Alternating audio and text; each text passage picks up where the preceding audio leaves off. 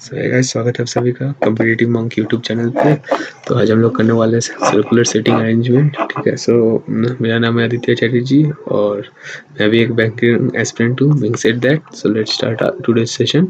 और ये आज का पहला वीडियो है, सो आई होप कि आप लोग एंड तक जरूर देखिएगा। So here we go. Circular seating arrangement में हम लोग कभी ये यहाँ पे सर्कल नहीं बनाएंगे, ऐसे करके सर्कल नहीं बनाएंगे। एक्चुअली होता क्या है कि सर्कुलर सीटिंग अरेंजमेंट में आपको 1 से लेके 12 या 14 तक भी आ जाते हैं कभी कभी नंबर ऑफ पर्सन्स रहते हैं। ठीक है, नंबर ऑफ पर्सन्स रहते हैं, उनका आपको उनको आपको बैठाना पड़ता है, लेकिन अलग अलग सीटिंग अरेंजमेंट्स, मतलब कोई इधर बैठेगा, कोई इधर, कोई इधर, कोई इधर, कोई इधर, कोई इधर, कोई इधर, कोई इधर। ठीक है, तो बेसिकली नॉर्मल टेक्निक क्या होता है कि आप सर्कल बनाओ और अगर 8 लोग हैं तो आप उसमें 8 डिवाइड कर दो। ठीक है, तो इससे अच्छा ये करने से अच्छा है कि अगर हम लोग नॉर्मली एक लाइन बने, ठीक है, और यहाँ इस सबको एक पर्सन मान लें, 1 2 3 4 5 6 7 और ये 8 हो जाएगा। ठीक है, अब चाहे कोई, अब यहाँ पे एक दिक्कत ये आता है कि कोई टुवर्ड्स द सेंटर देखता है, कोई अवे फ्रॉम द सेंटर भी देखता है। तो उसमें भी इसमें दिक्कत नहीं है, अगर जैसा जो कंडीशंस होगा तो उसी हिसाब से हम लोग इधर मतलब दिखाएंगे। लेकिन एक चीज का ध्यान रखना है कि कभी भी हम लोग कोई भी मतलब कोई भी डायरेक्शन को फिक्स्ड नहीं कर लेंगे। कोई भी डायरेक्शन मतलब जैसे ये दिए तो ऊपर वाले को हम लोग सेंटर मान लिए, फिर आगे बढ़े, फिर नीचे वाले को हम लोग आउट लुकिंग अवे मान लिया, आउटसाइड मान लिए।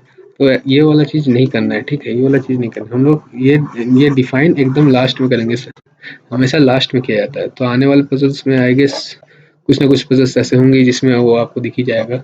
और एक बात इसमें, अगर सोचिए ए इज फेसिंग बी अगर आ जाता है, 8% का पजल्स है, सीटिंग अरेंजमेंट है, 8% का है। ठीक है, अगर बोलता है कि A is facing B, A is facing B, ठीक है, ए इज फेसिंग बी मतलब अगर 8% का पजल है तो वो हो जाएगा ए और बी के बीच में 3 आदमी रहेंगे। ठीक है, चाहे कोई भी साइड से हो, चाहे लेफ्ट साइड ऑफ ए हो कि राइट साइड ऑफ बी हो कि लेफ्ट साइड ऑफ बी हो कि राइट साइड ऑफ ए हो।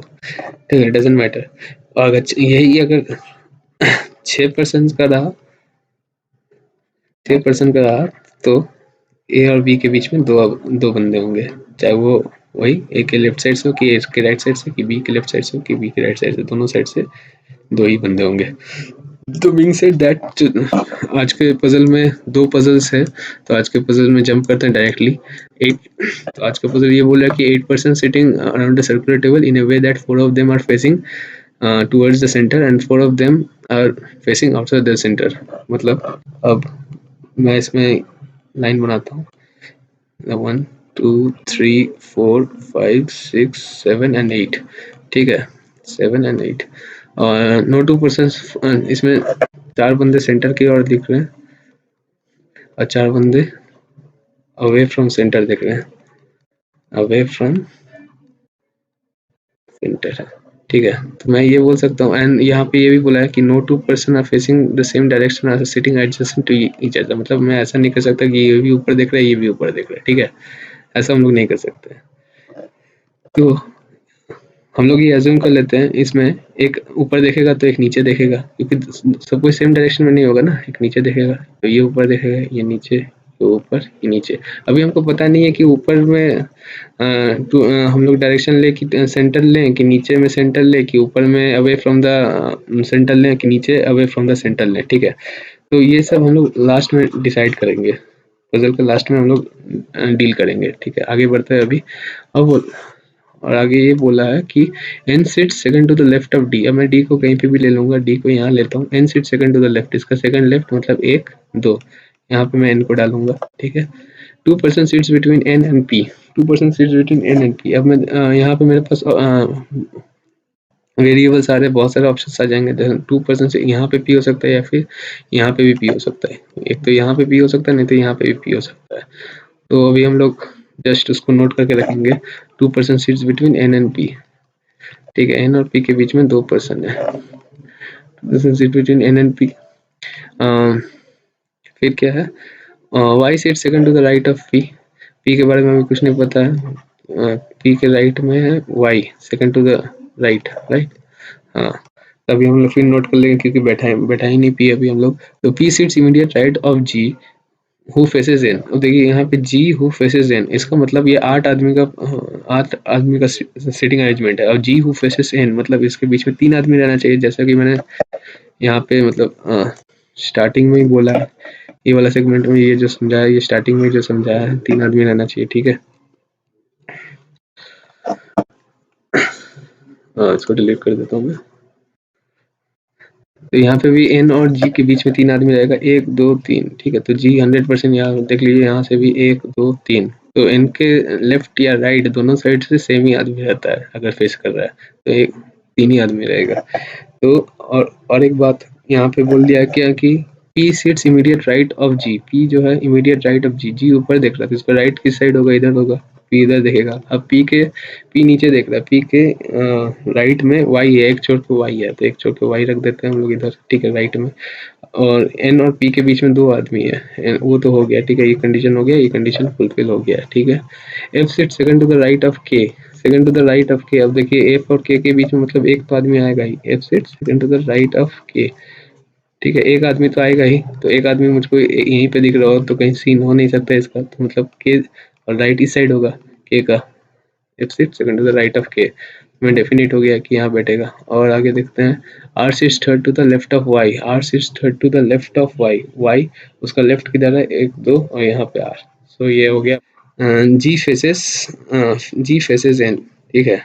जी फेसेस एन मतलब कहीं पे भी एक सर्कल बनाया बनाया होगा, तो अगर ऐसा बैठा होगा तो जी और एन, ठीक है, ये दोनों एक दूसरे को फेस कर रहे तो ऊपर ही देखेंगे, सेंटर की तरफ ही देखेंगे, राइट।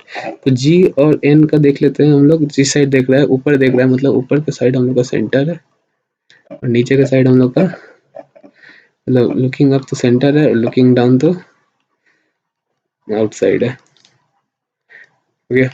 लुकिंग डाउन तो आउटसाइड ऑफ टेबल। तो 2 of them are facing the center but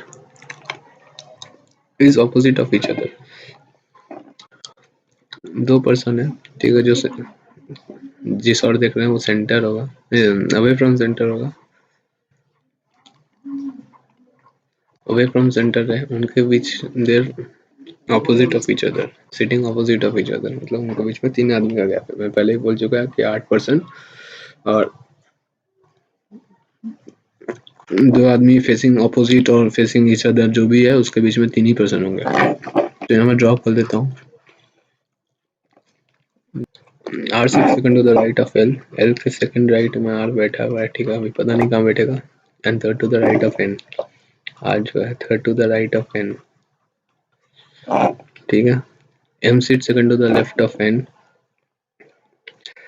M second N के सेकंड लेफ्ट में एन बैठा है, ठीक है, second to the left of N. And fourth to the right of O, O के fourth right में M बैठा है, ठीक है, right of O. P second to the right of S, P जो है second to the right of S and is facing center, P जो है सेंटर देख रहा है, ठीक है। The person facing towards an immediate neighbour of R and L, the person facing outwards is an immediate neighbor of R and L।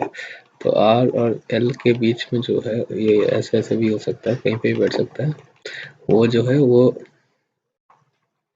Outside देख रहा है, ठीक है, अवे फ्रॉम सेंटर देख रहा है, ठीक है। वो इस second to the right of N, N से लेके ज़्यादा रिलेटेड है, ज़्यादा क्लूज मिल रहे हैं हम लोग के। वो second to the right of N, यहाँ पे वो है, ठीक है। And is not an immediate neighbour of L, O के इमीडिएट नेबर में एल नहीं होगा, ठीक है, ओके, इमीडिएट नेबर में एल नहीं होगा। चलिए ठीक है, तो मैं सबसे ज़्यादा क्लू दे रहा हूँ एन से है, तो मैं एन से ही चालू करूँगा और एन को एक कोई डायरेक्शन दे दूंगा। मुझको पता नहीं है कि अभी ऊपर सेंटर है कि अवे फ्रॉम सेंटर है, जस्ट डायरेक्शन दे दिया। एन से 2 छोड़ के आर है राइट साइड में, 2 छोड़ के मैं आर इधर बैठा दूंगा राइट साइड में, ठीक है। और लेफ्ट साइड में एक छोड़ के एम होगा, लेफ्ट साइड में एक छोड़ के एम होगा, ठीक है। और ये हो गया मेरे पास, ये भी ओ से एम 3 छोड़ के होंगे राइट साइड के, तो 3 यहीं पे वो हो सकता है, ठीक है। और यहीं पे होगा, राइट साइड हो रहा है तो नीचे ही देखेगा, ठीक है, नीचे ही देखेगा। तो ये कंप्लीट हो गया। अब इनके एक छोड़ के ये ओ है, ये भी कंप्लीट हो गया, ठीक है, और ये कंप्लीट है। अब ओ के अगल बगल एल नहीं बैठेगा, ठीक है, ओ के एक ही बगल में एल नहीं, यहाँ नहीं बैठेगा, और आर एल के राइट साइड में एक छोड़ के आर है, मतलब 1% तो एल इधर ही बैठेगा। अब राइट साइड में आर होने के लिए एल को नीचे देखना पड़ेगा, ठीक है, एल को नीचे देखना। अब आर और एल के बीच में जो बैठता है, ये मतलब ये पर्सन वो अवे फ्रॉम सेंटर देखता है, ठीक है, अवे फ्रॉम सेंटर देखता है, अभी हमको पता नहीं है। लेकिन एक और चीज़ है कि जो अवे फ्रॉम सेंटर देखेगा, दोनों अवे फ्रॉम सेंटर जो देखने वाले हैं उनके बीच में 3 आदमी है, तो ये भी अगर अवे फ्रॉम सेंटर है तो 1 2 3 तो ये है, 1 2 3 फिर ये है, मतलब वही ऑपोजिट देख रहा है, मतलब ये भी ऊपर ही देखेगा। ऊपर जो भी देख रहे हैं वो सारे अवे फ्रॉम सेंटर है, ठीक है, मतलब नीचे वाले जितने भी देख रहे हैं सारे, ये ऊपर वाले, नीचे वाले जितने भी देख रहे हैं सारे सेंटर की ओर देख रहे हैं, मतलब 2 ही थे, मतलब बाकी सबको मैं बैठा ही सकता हूँ उसके बाद, जो है फ्रॉम सेंटर थे। अब क्या बोला है, एस के सेकंड राइट में पी होना चाहिए, एस के सेकंड राइट में पी होना चाहिए, क्योंकि नीचे देख रहा राइट इधर होगा। अब बचा कौन है, क्यू बचा है, ठीक है, ये क्यू बन जाएगा, तो यही बन गया हम लोग का पजल।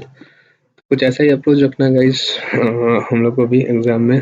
होपफुली आपको पसंद आया होगा। Do like the video and there some important links in the description, उनको भी चेकआउट कीजिएगा अगर आपको पेड बैच वगैरह में जाना है। So and private WhatsApp groups भी है जिसमें आप ज्वाइन कर सकते हैं, अनलिमिटेड क्वेश्चन वहाँ मिलता है। So till then, bye bye.